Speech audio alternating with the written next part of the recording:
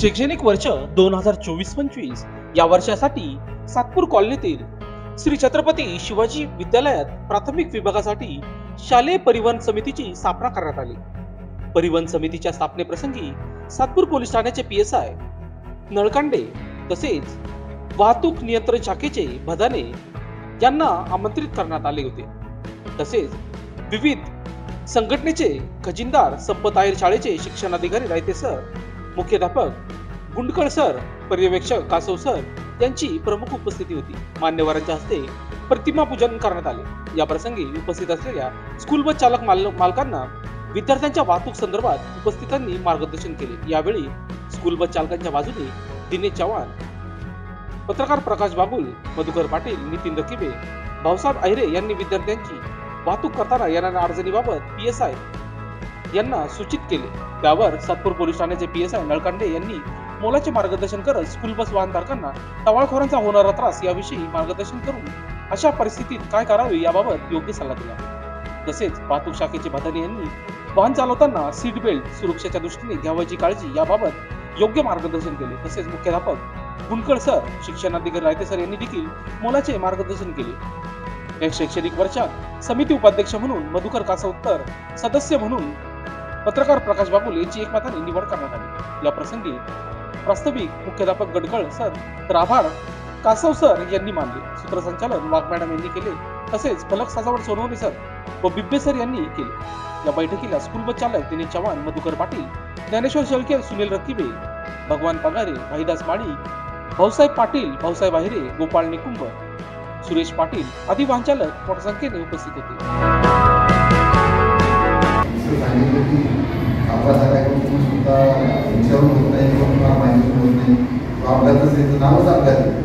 अपघाताने घडतो तो अपघात, त्याची कल्पना तुम्हालाही नसते, त्याची कल्पना पीडितालाही नसते, नाही नसते, म्हणून त्याला अपघात म्हणतो।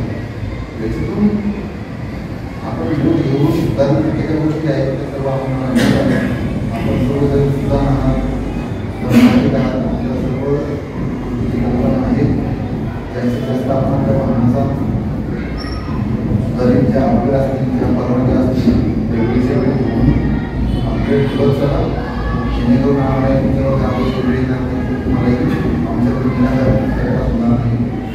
त्यामुळे आपण आपल्या वेळामध्ये हे कम्युनिकेशन असणं खूप आवश्यक आहे।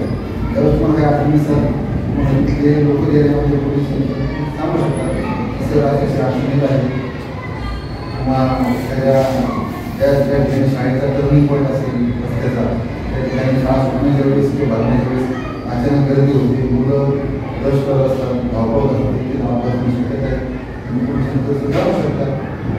यावेळी ठेवा, आपण त्याच्यामध्ये कम्युनिकेशन घेऊन त्याच्यामध्ये आपल्याला जे काही मार्ग काढायचे ते करू शकतो। परंतु आपल्याला कम्युनिकेशन राहिलं नाही, मग जेणेकरून एखाद्या वेळेस काही विचित्र घटना घडणार आणि त्यानंतर मग आपण जागे म्हणून त्यामुळे नाही। सर्वजण आपण त्या अनुषंगाने सांगितल्याप्रमाणे कारवाई करत आम्हाला जे प्रश्न असतील त्या आपण सांगा, आमच्या आईला त्यावर सांगा, त्या आपण नक्कीच सॉर्ट आउट करण्याचा प्रयत्न करू आणि आपल्याला पुढं वातावरण होईल असं इन्व्हायरमेंट क्रिएट करूया। आज या ठिकाणी छत्रपती शिवाजी विद्यालयाच्या माध्यमातून या ठिकाणी मीटिंग आयोजित केली, तर अशा मीटिंग नेहमी आयोजित करणं खूप आवश्यक आहे। जेणेकरून तुमच्या अडचणी असतील, आमच्या काही अडचणी असतील किंवा सूचना असतील त्या एकमेकांना मिळतील आणि एकमेकांना सुधारणा होऊन आपल्या सर्वांच्या मुलांच्या दृष्टीने सुरक्षित दृष्टीने चांगली पावलं उचलता येतील हा माझा उद्देश आहे। तर मी खरंच सरांचं आणि शाळेचं अभिनंदन करतो की त्यांनी मीटिंग आयोजित केली, आम्हाला त्यांनी बोलवलं आणि आपल्यासोबत समाजासाठी संधी दिली, त्याबद्दल दिल्या असतो सरांचं अभिनंदन करतो। आणि आपण सर्व या ठिकाणी हजारो सूचना ऐकून घेतल्या, सुधारणा करून अडचण असण्याची अपेक्षा करतो आणि सन्माननीय PC त्याचबरोबर आपल्या संस्थेचे समजा सर, आपल्या वाहन चालक मालक, माझे सर्व शिक्षक सहकारी बंधू, आजच्या या सभेप्रसंगी सन्माननीय नळकांडे साहेब, सन्माननीय भगणे साहेब आणि गुंडगड सरांनी महत्त्वाच्या सूचना केल्या. साहेब, आमच्याकडे 20 ते 35% विद्यार्थी विविध परिसरातून ते व्हॅन चालक आणि मालक होतात. त्याच्यामुळे आमच्या शाळेचा जो पट आहे तर तो कधीच कमी पडत नाही. इतर शाळा विद्यार्थ्यांच्या पालकांच्या घरापर्यंत जातील, पण आम्हाला मात्र ॲडमिशन बंद करायला लागतं. तर यांच्यामुळे आम्हाला ती वेळ येत नाही. त्यामुळे खरं तर शाळेचे म्हणजे वाहनाचे जे मालक चालक आहेत, परंतु शाळेचे सुद्धा जे मालक आणि चालक आहेत. आणि महत्त्वाची गोष्ट म्हणजे मी तुम्हालाही सांगू इच्छितो की विद्यार्थ्यांच्या भूमिकेमध्ये तुम्ही सुद्धा त्यांच्या आईवडिलांच्या भूमिकेत आहात. आमच्यावर जितका विश्वास असतो की आईवडिलांनंतर शिक्षकांवर विश्वास असतो, तितकाच विश्वास तुमच्यावर पण असावा, तो असला पाहिजे. तर तुम्हाला कधीच काही कमी पडणार नाही. विद्यार्थ्यांची कधीच तुम्हाला समजू शकतो, पण प्रत्येक जण हे समजू शकत नाही. ठीक आहे, 5 वर्ष सांगत नसतात. ठीक आहे ना. काही आमदार असेल तर ते प्रॉपर तंत्रज्ञान कायद्याचं पालन करतात, काही समजून घेतात, काही आम्ही दुर्लक्षही करत होतो काही वेळेला. ठीक आहे बाबा, विसरला असेल. ठीक आहे ना, कोणाचं काही टेन्शन असतं, कोणाचं काही टेन्शन असतं. पण तुम्ही लक्षात असू द्या, शिकवेळ लावत जा. प्रॉपर स्कूलवरचे जे गेट आहेत ते प्रॉपर लॉक झाले पाहिजे. त्याला लॉक पाहिजे. आतून लहान लहान मुलं असतात, ते गाडी जेव्हा चालते खड्ड्यातून जाते ते पकडून घेतात लॉक. ती सुरतची घटना तीच झाली. ती गाडी खड्ड्यात चालली गेली असेल, त्यांनी ते पकडलं, हँडल पकडलं आणि तो लॉक पकडलं, तर ते लॉक फिरल्यामुळे काय झालं, ते गेट उघडलं आणि गाडीचा जो फ्लो पुढं असतो ते हवेमुळे ते गेट उघडलं, 2 मुली पडले. ठीक आहे, असं होता नाही कामा नाही, ते लक्ष राहू द्या.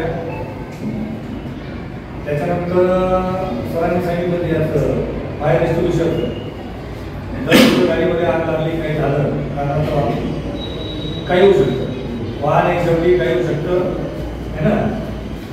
तर इनकेस जर पुढं आग लागली गाडीमध्ये, तर तुमचं जे फायरचं जे इक्विपमेंट आहे, फायर डिस्ट्रीब्युशन पाहिजे. एक ड्रायव्हरकडे पण पाहिजे, एक माग पाहिजे. त्याच्यामध्ये धूम्रपान असेल, मद्यपान असेल. कारण आपण विद्यार्थी वाहतो, आपण काही प्रवासी नाही वाहत, आपण विद्यार्थी वाहतो अनाथ. म्हणून विद्यार्थ्यांना वाहन करत असताना, वाहतूक करत असताना ही पद्धत आपण पाळलं पाहिजे. सगळ्या RTOचे जे नियम आहे सर्वसाधारणपणे त्याच्यामध्ये बदल केला पाहिजे. आपण मुली असतात वाहन चालकामध्ये, मुलं आणि मुलींमध्ये थोडंसं योग्य अंतर असलं पाहिजे. आपल्याला RTOने ठरवून दिलेले प्रवासी किती विद्यार्थी ठरवून दिलेले आहेत, हे विद्यार्थी तेवढ्याच प्रमाणामध्ये विद्यार्थी वाहतूक केली पाहिजे. जास्तीचे विद्यार्थी वाहतूक करणे या आपल्या दृष्टीने धोक्याचं आहे, असं घडता कामा नये. आणि अग्निशामक यंत्र म्हणजे आता आपलं जे आहे ना, ते पण आपल्या वाहनामध्ये असलं पाहिजेत आणि ते हाताळण्याचं आपल्याला ज्ञान पण असलं पाहिजे. नाही तर मग ते यंत्र आहे सिलेंडर आणि आपल्याला ते वापरताच येत नाही, याचा कदाचित काही अनुचित प्रकार घडला तर त्याचा योग्य वेळी आपल्याला कशा प्रकारे वापर करावा लागेल याचं सुद्धा आपल्याला ज्ञान असणं गरजेचं आहे. आणि लोकशास्त्र न्यूजसाठी बंटी आढाव, सातपूर.